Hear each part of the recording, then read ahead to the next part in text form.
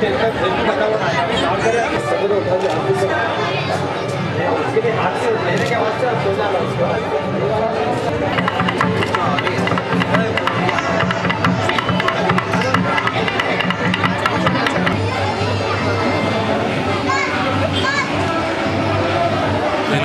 Party అధ్యక్షులు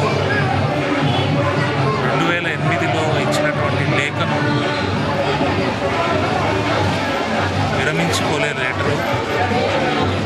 ఈరోజు జరిగినటువంటి సమావేశంలో కూడా పార్టీ ప్రతినిధులుగా వెళ్ళినటువంటి యనమల రామకృష్ణుడు అడియం శ్రీహరి ఒకటే మాట చెప్పడం జరిగింది, తెలంగాణకు వ్యతిరేకం కాదు, ఇవ్వాల్సింది కాంగ్రెస్. త్వరగా సమస్య పరిష్కరించాలంటే అర్థం ఏంటి, తెలంగాణ ఇవ్వాలనేది.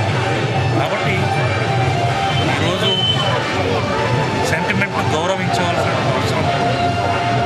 చాలా సంవత్సరాల నుంచి సమస్య పరిష్కారం కాకుండా ఉంది, త్వరగా పరిష్కారం చేస్తుందని చెప్పి ఆశిస్తాం. సార్ గతంలో కూడా ఇలాంటి ఎన్నో జరిగినాయి సార్, ఎన్నో ప్రతిజ్ఞలు చేశారు కదా, మరి ఈసారి కూడా అలాంటి నాచుడు ధోరణి ఉంటుందని చెప్పేసారు. గతంలో జరిగినటువంటి మాట ఇచ్చినటువంటి నిలబెట్టుకోలేదు కాంగ్రెస్ పార్టీ. కేంద్రంలో రాష్ట్రంలో కాంగ్రెస్ పార్టీ ఉంది.